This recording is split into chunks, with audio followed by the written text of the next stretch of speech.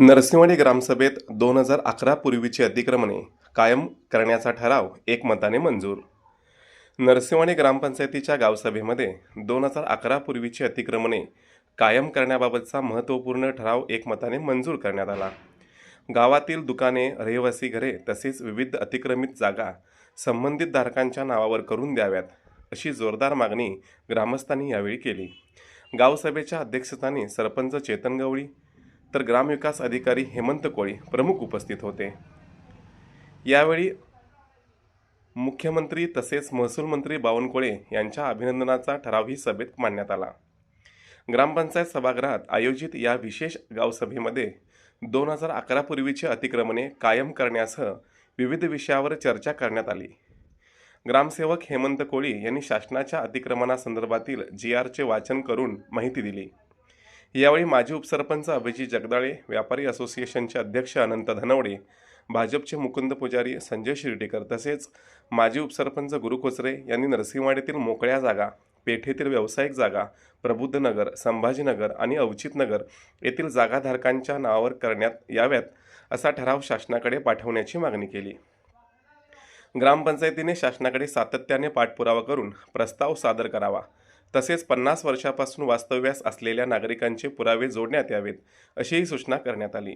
माजी ग्रामपंचायत सदस्य मुरलीधर गवळी यांनी यासाठी स्वतंत्र कर्मचारी नेमून प्रस्ताव तयार करण्याची सूचना केली. शिवसेनेचे प्रतीक धनवडे आणि सामाजिक कार्यकर्ते रमेश सुतार यांनी अतिक्रमणाच्या प्रश्नावर गटतट विसरून सर्वांनी एकत्रित पाठपुरावा करण्याचे आवाहन केले.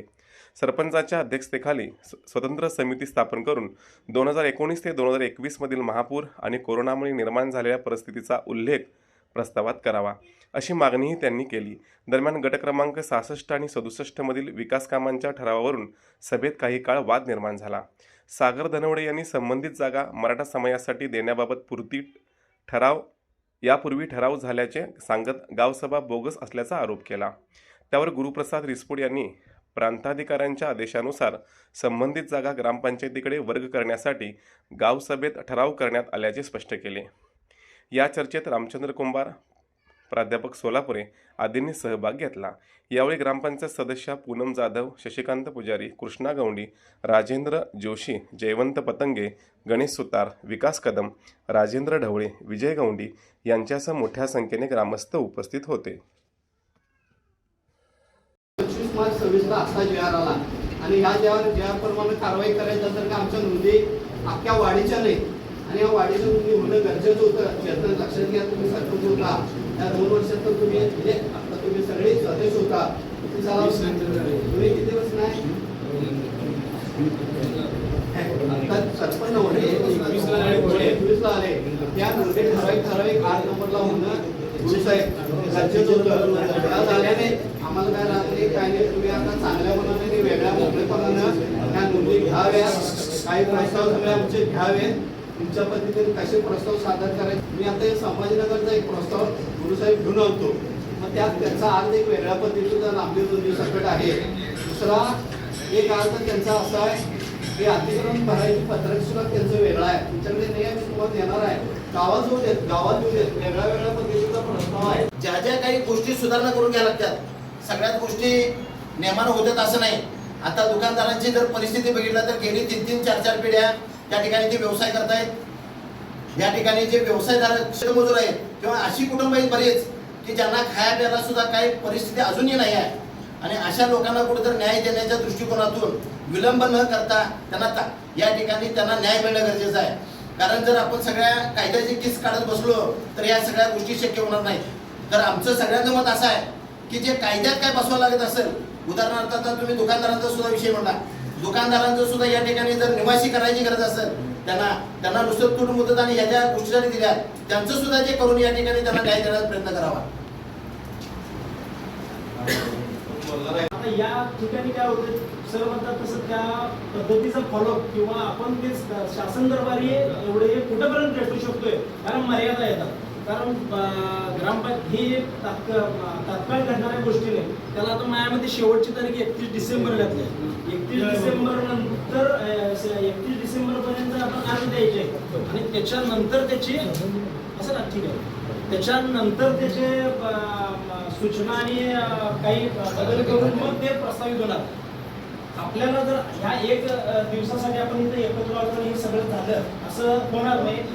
आपल्याला ते कायमस्वरूपी करायचं असेल तर सरकारमध्ये त्या पद्धतीने सगळ्या विषयावर जर आपल्याला काम करायचं असेल तर सातत्याने या गोष्टीवर लक्ष देणं गरजेचं आहे. हे काम करण्यासाठी तुम्ही दोघं स्वतः आनंद सांगितलं, गुरु सांगितले, जे ह्याचं जे रजिस्टर हे तुम्ही त्या ठिकाणी कन्फर्म करून घ्या, लक्षात घ्या. झाला कारण का झाला आणि त्यात कुठल्या अडचणी आल्या आमच्यातल्या कुणालाही दोघांना बोलवा. सांगतो साहेब, त्या 8 नंबर रजिस्टरला हे निव्वळ वांग निघल्यावर एकच अतिक्रमण नाव आहे, वाढीत किती शरद रुपये उपाध्ये. सांगा. शरद उपाध्ये. ते पण मी 8 नंबर रजिस्टर पहिल्यांदा काढलं आणि एकच नाव काढलं आणि महाराष्ट्र शासनाकडे सादर केलं हे अतिक्रमण आहे म्हणून. तेव्हा कुठे ती जागा कोर्टाकडून निकाल लागून निघली, असं झालं. ते अतिक्रमण म्हणून घातलं. त्यावेळेस आम्ही सांगितलं, त्यावेळेस आम्ही सांगितलं, करून गेले ते होतं.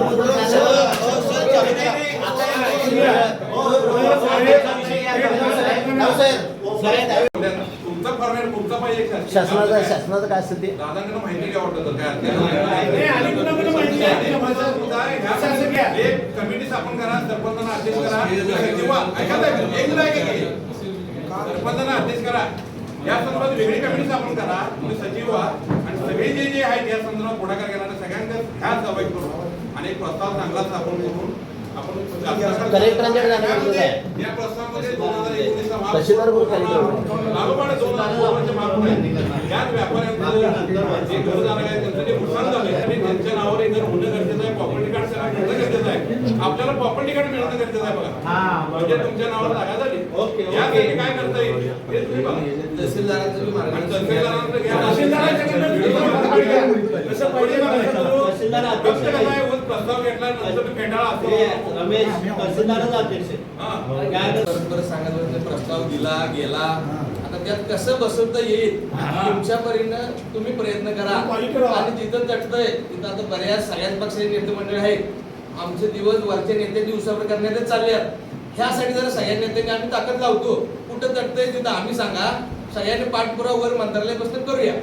असं वाद लोक तुमच्यावर ढकले, तुम्ही करलाय ना, आम्हाला काय देणं घेणं नाही. कुणाला बी ह्या लोकांना तुम्ही हात मारा, आम्हाला सांगा, आम्ही बी त्यातून पुढे येतो. फक्त या कामासाठी एक माणूस ठेवा बघा. हा. तर त्याला गती. एक विशेष ग्रामसभा म्हणून आपण सगळेजण इथं जमलेलो आहे. या सभेचे अध्यक्ष आपले सर्वांनी आवडते सरपंच चेतन गवळी. सगळ्यात महत्त्वाचं म्हणजे त्या वाडी गावात आता साहेब तुम्हाला किती 1 वर्ष झाला. 1 वर्ष आले. आता पण 2-3 ग्रामसेवक आले, पण आल्याला गेले.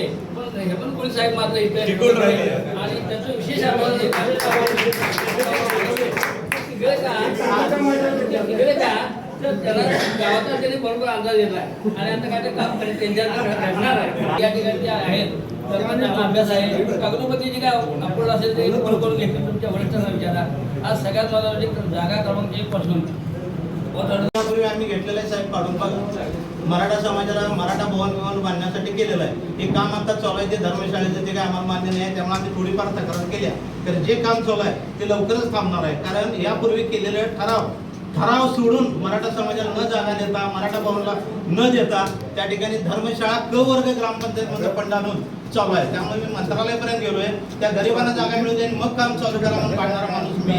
त्यामुळं पहिला त्या गरिबांना जागा काल फॉर्म भरून घेतली आम्ही दिवसभर आणि मग आज मीटिंग आम्ही घ्यायला लावल्या. तो हा विषय त्या मीटिंग मध्ये घेता येत नाही. चला पुढे घ्या. त्यावेळच्या कलेक्टरनी इमारत तुम्ही पहिला बांधा आणि बांधल्यानंतर ती वापरायसाठी आणि हस्तांतरित करतात. देखभाल दुरुस्तीसाठी ग्रामपंचायतीकडे आपण पूर्वीपासून देखभाल दुरुस्तीसाठी ग्रामपंचायत इमारत इमारत बांधलेली इमारत. सागर जनवडीने तक्रार केल्यानंतर प्रांताने काय सांगितलं, ताबडतोब तुम्ही गावाच्या करून ग्रामसभा घेऊन ती जागा 66 आता जिथं काम चालले. आता ती जागा मागा म्हणून यांच्या तक्रारीवरून प्रांताने सूचना दिल्या त्यांना. बरोबर आहे काय नाही? या सगळ्या आता पण ह्यांनी जर इथंच अडवं लावलं. प्रांताने आम्हाला बांधकामच्या आधी भूसंपादन करायला आता केलं नाही, आता काढलं तर करा म्हणतात. बेकायदेशीर काम चालू आहे. हे सगळे किचकट विषय हे आणि हे किचकट विषय करण्यात अर्थ नाही. असं एक काम करा. सगळे विषय गावसभेसमोर सगळे विषय गावसभेत मुद्दा मांडते ते मांडून घ्या आणि मांडून घ्या. माझा मी एकदा स्पष्ट करतो.